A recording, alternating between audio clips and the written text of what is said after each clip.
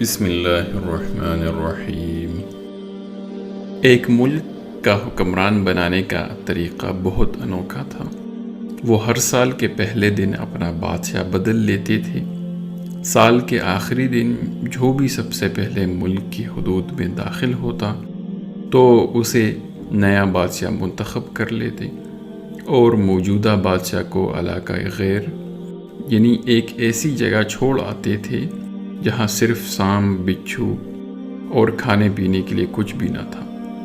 اگر وہ سانپ بچھو سے کسی نہ کسی طرح اپنے آپ کو بچا لیتا تو بھوک پیاس سے مر جاتا۔ کتنے ہی بادشاہ ایسے ہی ایک سال کی بادشاہی کے بعد اس علاقہ غیر میں جا کر مر کھپ گئے تھے۔ اس دفعہ شہر میں داخل ہونے والا نوجوان کسی دور دراز کے علاقے کا لگ رہا تھا۔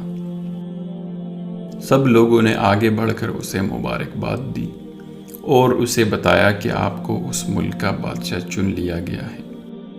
وہ حیران بھی ہوا اور بہت خوش بھی۔ تخت پر بیٹھتے ہی اس نے پوچھا کہ مجھ سے پہلا بادشاہ کہاں گیا؟ تو درباریوں نے اس ملک کا قانون بتایا کہ ہر بادشاہ کو سال بعد جنگل میں چھوڑ دیا جاتا ہے اور نیا بادشاہ چن لیا جاتا ہے۔ یہ سنتے ہی وہ ایک دفعہ تو پریشان ہوا، لیکن پھر اس نے اپنی عقل کو استعمال کرتے ہوئے کہا کہ مجھے اس جگہ لے کر جاؤ جہاں تم بادشاہ کو چھوڑ کر آتے ہو۔ درباریوں نے سپاہیوں کو ساتھ لیا اور بادشاہ سلامت کو وہ جگہ دکھانے جنگل میں لے گئے۔ بادشاہ نے اچھی طرح اس جگہ کا جائزہ لیا اور واپس آ گیا۔ اگلے دن اس نے سب سے پہلا حکم یہ دیا کہ محل سے علاقہ غیر تک ایک سرسبز و شاداب راستہ بنایا جائے اور اس جگہ کے بیچوں بیچ ایک ایسی رہائش تعمیر کی جائے جس میں ہر قسم کی سہولت ہو اور اس کے ارد گرد خوبصورت باغ لگائے جائیں۔ بادشاہ کے حکم پر عمل ہوا اور تعمیر شروع ہو گئی۔ کچھ ہی عرصہ میں سڑک اور محل وغیرہ بن کر تیار ہو گئی۔ ایک سال کے پورے ہوتے ہی بادشاہ نے درباریوں سے کہا کہ اپنی رسم پوری کرو اور مجھے وہاں چھوڑ کر آؤ جہاں مجھ سے پہلے بادشاہ کو چھوڑ کر آتے تھے۔ درباریوں نے کہا کہ بادشاہ سلامت، اس سال سے یہ رسم ختم ہو گئی ہے کیونکہ ہمیں ایک عقل مند بادشاہ مل گیا۔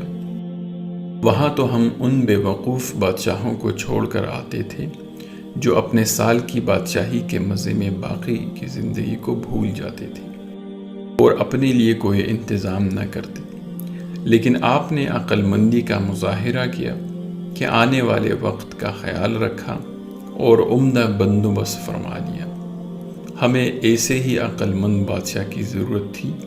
اب آپ آرام سے ساری زندگی ہم پر حکومت کریں۔